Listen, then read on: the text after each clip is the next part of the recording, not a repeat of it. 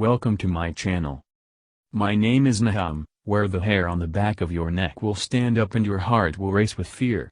Get ready to be transported to a world of terror and suspense, where anything can happen and nothing is as it seems.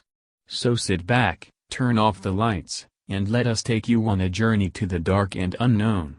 And don't forget to subscribe to never miss a single spine-chilling story. I saw him again last night. Who? The man. Oh yeah, James chuckled. Same. Oh really? I nervously giggled in response. What did you see? Just the usual, he was just having a good look round, not doing anyone any harm. This had become a running joke between James and I ever since we moved in 6 months ago. We always kept our bedroom door open a crack during the night so that our cat Tony could wander in and out as he pleased. He hated doors being closed so much. For the same reason we kept the door to the spare bedroom, which was situated directly opposite our room down the hallway, open a crack. The windows in the spare room had no curtains, due to sheer laziness on our part. At night the light from outside spilled through the windows and illuminated our hallway remarkably bright. I'd read about the human tendency to create faces out of everyday objects and shapes, facial pareidolia. A dressing gown hanging on the back of a door can easily resemble an ominous figure to the sleep-weary brain in the dead of night. So I wasn't overly concerned when I first woke to see the impression of a shadowy presence looming through the crack in the door.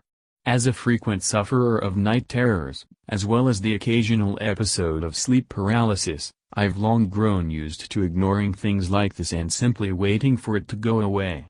I knew soon I would fall back asleep and by the morning everything would be good and well again. I was undoubtedly shaken however when I eventually shared my most recent observations with my husband, after a few months of seeing the shadow figure off and on. Instead of brushing it off like usual, his unerring response was, "Oh yeah, I know what you mean, I think I've seen him too." My eyes widened and my veins turned icy. "Are you serious?" "Yeah, I keep waking up in the night and thinking I see someone out in the hallway.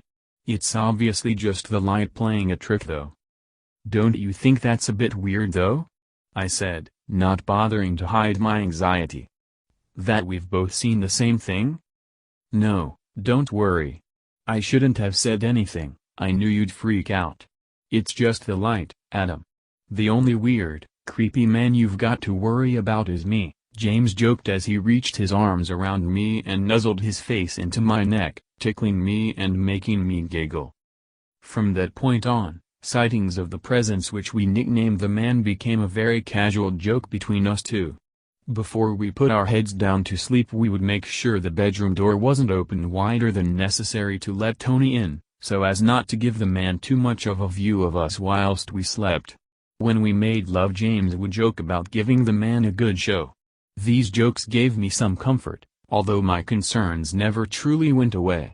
Before drifting off to sleep I always gave the crack in the doorway one last look just to make sure there was nothing there. But without fail whenever I woke up in the middle of the night, as I always did, there he was. The dark shape silently bearing over us, seemingly lying in wait. Even if I didn't dare glance over to see him, I knew he was there. I felt his presence, the sense of being watched. The overwhelming atmosphere of dread, of menace. His ill intent towards us was unmistakable. After a while I started experiencing more frequent bouts of sleep paralysis. No matter how hard I tried to distress before bedtime, or sleep in different positions rather than flat on my back, which often brought on episodes in the past. Several times a week I started to find myself awake in the middle of the night, my body glued to the bed beneath me, my limbs frozen in place as if they were struck with rigor mortis. As the panic set in I would become overwhelmed with a sense of foreboding, the adrenaline coursing through my system hopelessly willing my body to flee. I tried to scream for James but my mouth wouldn't make a sound, I was mercilessly locked in my own body. As my eyes helplessly flitted around my bedroom they eventually fixed on the spot near the door that was thick with an unnatural darkness. As my eyes focused the darkness began to take on the uncanny shape of a humanoid. A towering, sinister entity that emanated hate and malice.